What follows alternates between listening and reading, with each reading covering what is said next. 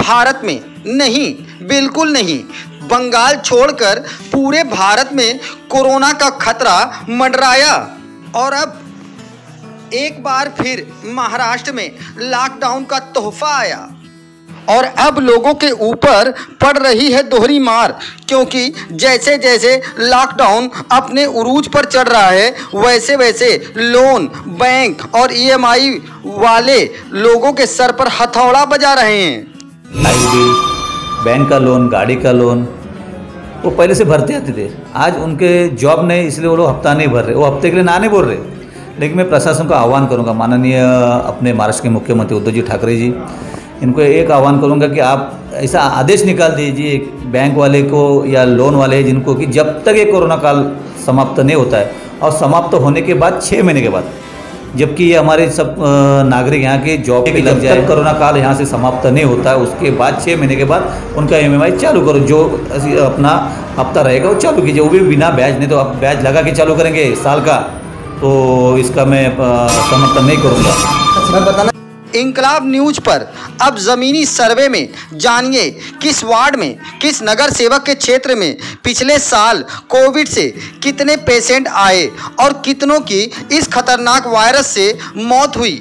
मैं बताना चाहूँगा कि अगर गवर्नमेंट के अहवाल में देखा जाए और नगर पालिका के अहवाल में देखा जाए तो डेली अपडेट में यही आता है कि वायरस के संक्रमित पेशेंट की संख्या बढ़ते जा रही है। फिलहाल इस बार जो सेकेंड एपिसोड आया है, इस एपिसोड में हम ये बताना चाहेंगे कि कौन से वार्ड में, कितने नगर सेवकों के वार्ड में, कितनी संख्या में उन्होंने अपने आंखों के सामने एक नियर अबाउट कितने पेशेंट निकलते हुए देखा।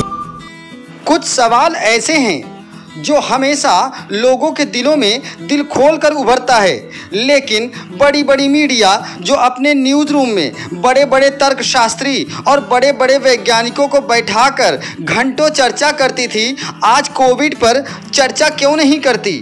लेकिन कंफर्म नहीं होता कि कोविड से मरे या कोई डर के मारे मरे, ऐसा कंफर्म नहीं होता। लेकिन वो टाइम पे कोविड जो चल रहा था तो सब लोग को लगा कोविड की वजह से, लेकिन अन्य बीमारी से भी उनका ये हुआ था। ईएमआई वालों का लॉकडाउन में तड़का, कोविड में लॉकडाउन की वजह से गरीबों को लग रहा है जोरदार झटका, इस पर आखिर चर्चा क्यों नहीं। इस लॉकडाउन के लिए मैं समर्थन नहीं करता हूँ, क्योंकि आम जनता आज भूखी मर रही है, कोरोना से कम मर रही है लेकिन भूखमारी से ज़्यादा मर रही है। आदि अपने घर के प्रपंच के विचार से आत्महत्या कर रहे हैं।